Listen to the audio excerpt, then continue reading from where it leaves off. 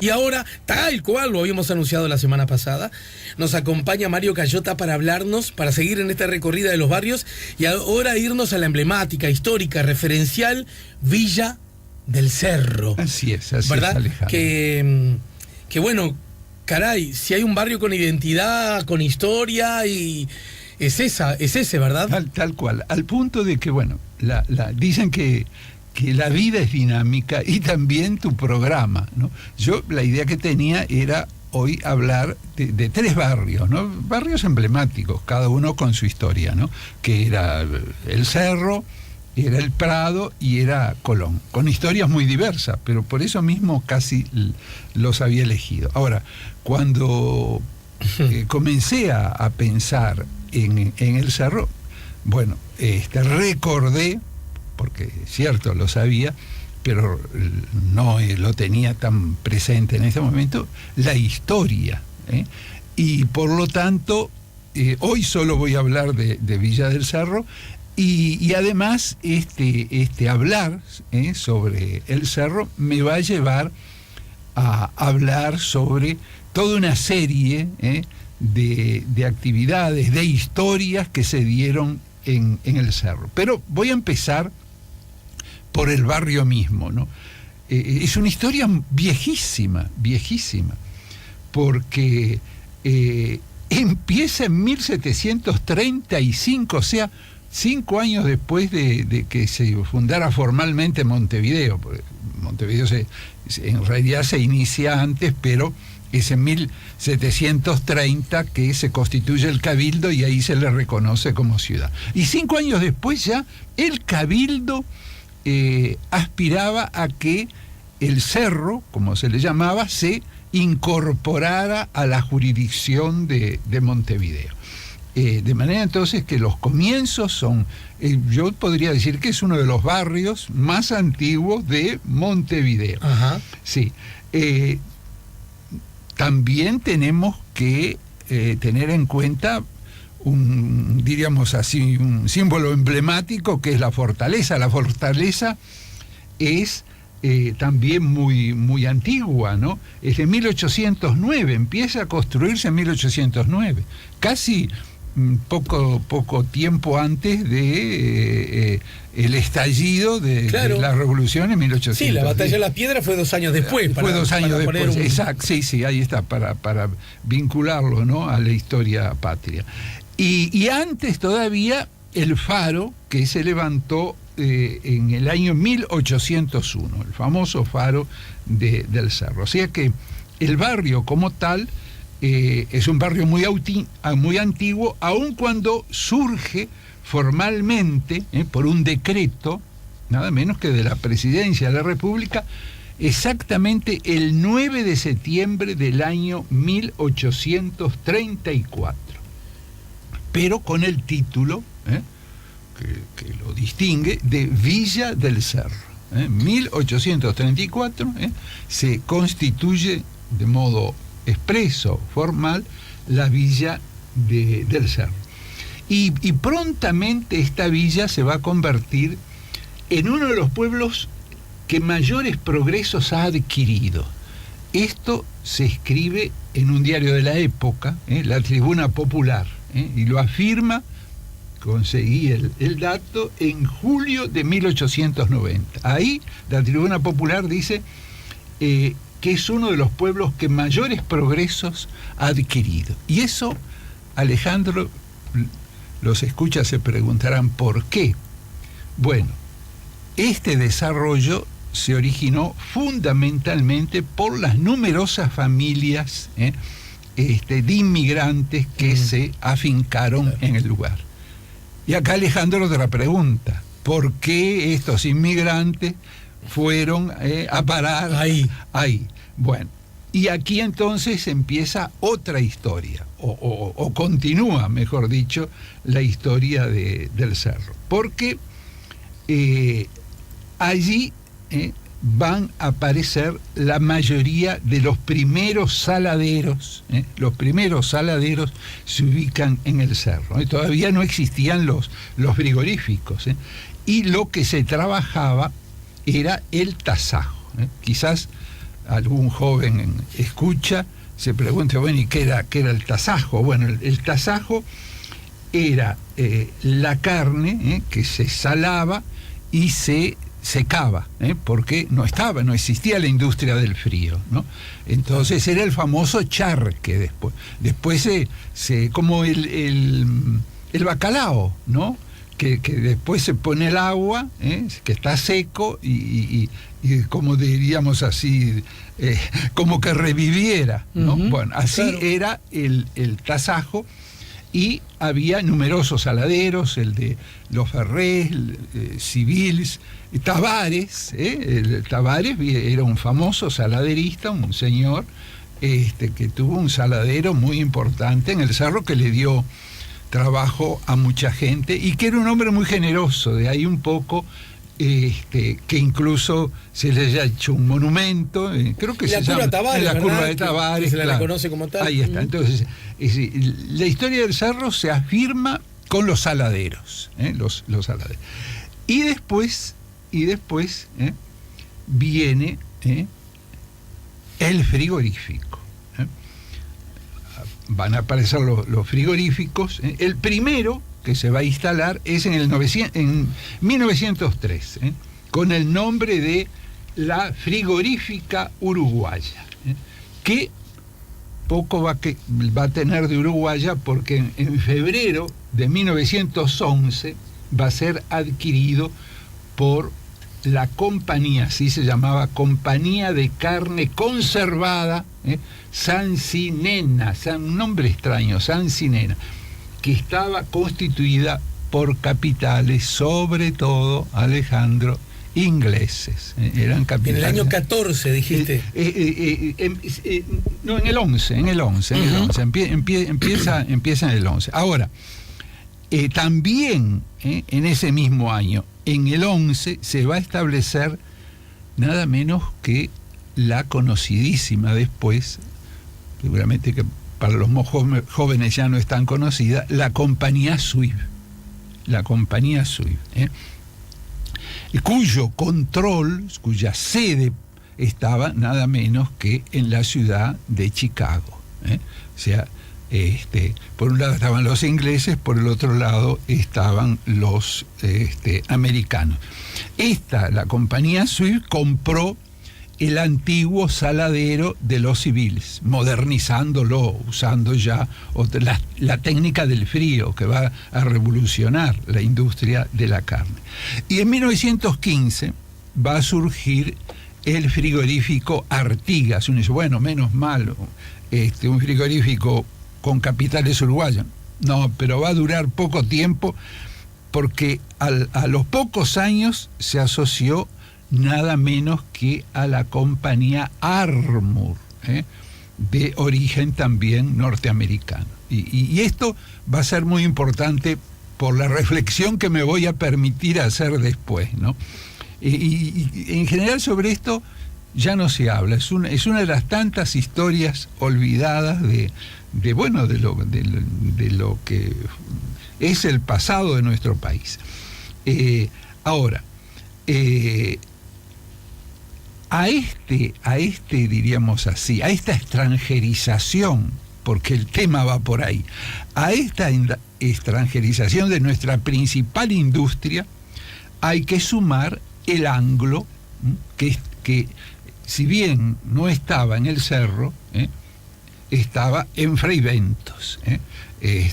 Así que es cierto que este frigorífico no estaba en el Cerro, pero es necesario mencionarlo para comprender, diríamos cabalmente, hasta dónde llega el proceso de extranjerización, con las importantes ganancias que todas estas compañías foráneas se llevaron del país. En el año 1924, por ejemplo, está ya estaba de antes, ¿no? De mucho antes, la fábrica de extracto de carne, Liebig, que era de origen alemán, ¿no? Pero que la compra el anglo, Ajá. El Anglo compra que era británico, ¿no? De origen inglés, compra esta compañía alemana. Y tenemos que recordar que esta empresa es la que hasta el día de hoy todavía aparecen, no sé quién lo fabrica hoy. Esta es la empresa que va a fabricar el famoso corned beef, claro, la carne enlatada, ¿no? Esta carne que se va a hacer famosa porque yo pude averiguar, por ejemplo, Nansen, aquel famoso explorador del polo, va a llevar el corned beef, el célebre corned beef. Sí. Y Stanley, el otro explorador africano, también va a llevar el corned beef. Claro, incluso ha aparecido, no me acuerdo ahora qué película emblemática de Hollywood, aparece una latita de corned beef. Una latita, mirá. En el marco de... no sé qué película vinculada a la guerra. Ahí está, eso es lo que iba a decir. Porque tanto, ahora que tú hablabas de ese libro que se publica sobre uruguayos que intervinieron en la Primera Guerra, bueno, también podríamos decir que no solo intervinieron heroicamente esos uruguayos, también intervino esa latita, también estaba presente el corned beef, ¿no? Que eso llevó incluso a justamente diríamos el bienestar económico del Uruguay. Por más que ellos se llevaban la tajada del león, algo para el Uruguay quedaba. Incluso se siguió empleando el corned beef en la Segunda Guerra también, de manera muy, muy importante. Incluso en la guerra sudafricana, de los Boers y los ingleses, ahí también se consumía el corned beef. Uh-huh. Y es cierto, ¿no?, que frente a esa extranjerización de nuestra industria, porque se ha hablado, y con razón, de la extranjerización de nuestra banca, ¿no?, y eso ha merecido estudios importantes y críticas también, pero quizás haya quedado un poco soslayada esta extranjerización de nuestra principal industria, de la carne, que nos benefició, sí, pero que si vamos a hacer un promedio de beneficios, bueno, nosotros recibíamos el 30%, ¿no?, y el 70% se lo llevaban estas compañías americanas e inglesas. Después se trató de paliar esto con la creación del frigorífico nacional, uh-huh, ¿no, verdad? Pero sin éxito, porque allí intervinieron muchos intereses económicos, muchas presiones, y al final esta experiencia, que desde mi punto de vista podría haber sido, bueno, fue un intento de realmente controlar, llamémoslo así, el negocio de la carne, ¿no? Y los beneficios, los réditos que generaba. Pero quizás no solamente por los intereses que se mezclaron en esto, por las presiones, hasta políticas que incidieron en lo que tenía que ver con la marcha del frigorífico nacional, sino también malas administraciones, ¿no?, en relación a este frigorífico, que después fue famoso cuando le dieron el monopolio del abasto de Montevideo. No se podía entrar carne a Montevideo que no estuviera faenada y distribuida por el frigorífico, pero como por el frigorífico nacional, pero quedaba diríamos así, soslayado la importación, ¿no? Pero sí el consumo de Montevideo, que era grande, ¿no?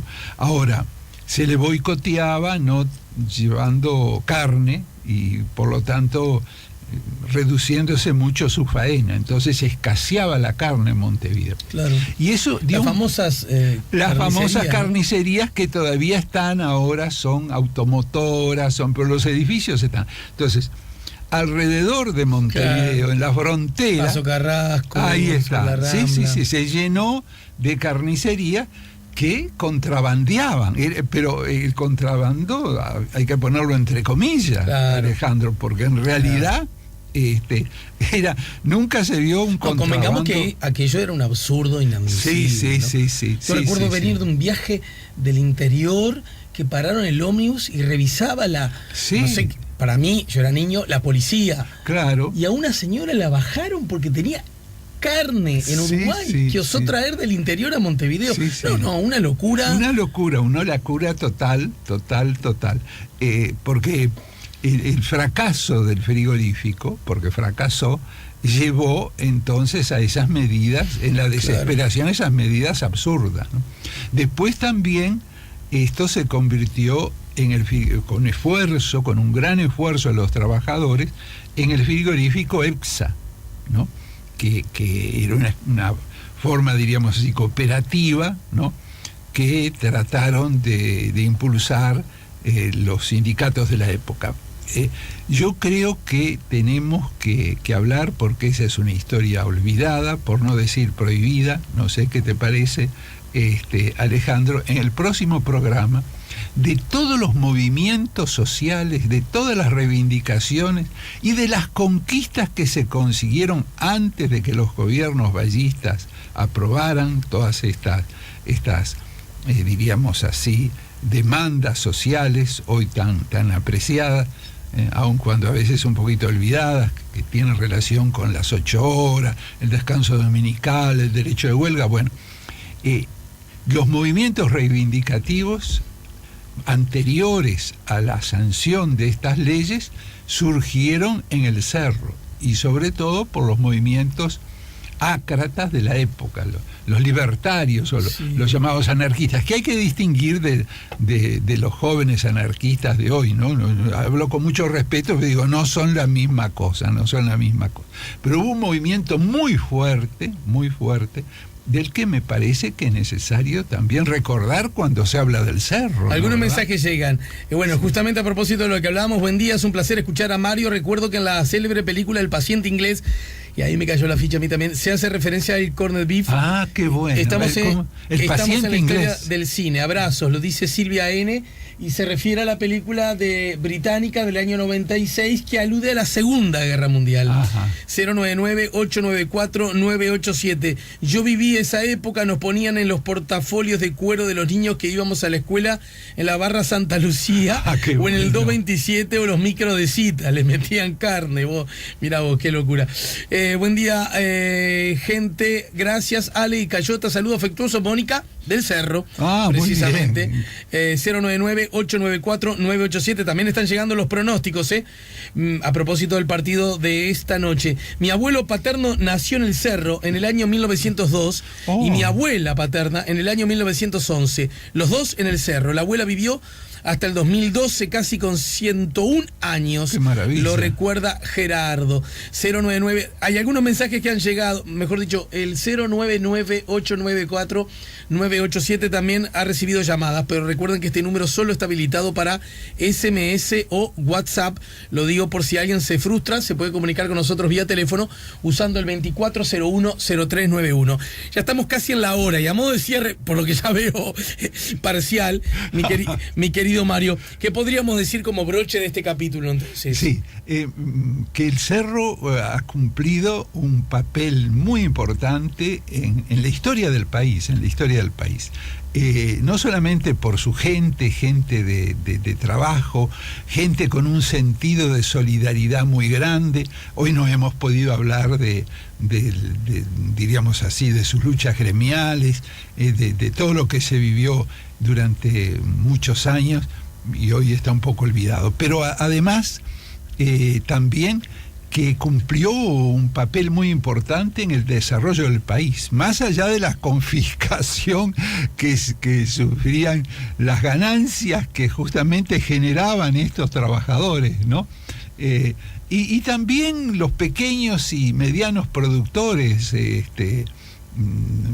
los pequeños estancieros a los que no se les pagaba como correspondía, no se enteraban de los precios que existían en el mercado mundial. Eso es algo nuevo, en aquel momento no se sabía. Sí, había menos información, menos flujo de información. Ahí está, ¿no? mucha menos información, de manera entonces que creo que el Cerro, no solamente por su gente, no solamente por lo que ha sido como villa, como barrio, sino también por todo esto debe ser recordado. Tú sabes que, y sin que esto signifique, lo aclaro, quitarle méritos a don José Pedro Varela, pero capaz que en esto algún viejo escucha nos puede ayudar. La idea de la túnica blanca y la moña azul corresponde a una famosa y admirable maestra del Cerro. Es idea de ella. Todo el mundo cree que ese uniforme tan democrático, tan igualitario, es obra de don José Pedro, que tuvo sus méritos, yo no se los voy a negar. No, pero esto es de una mujer. Quizás por eso mismo esté olvidado esto que está documentado. Lamento en este momento no acordarme, es una famosa maestra del Cerro, que fue la que propuso a primaria que todos los niños que iban a la escuela pública tuvieran una túnica blanca y una moña azul. Perfecto. Así que sí será importante el Cerro. Ya no creo, hasta por la moña azul, mirá vos.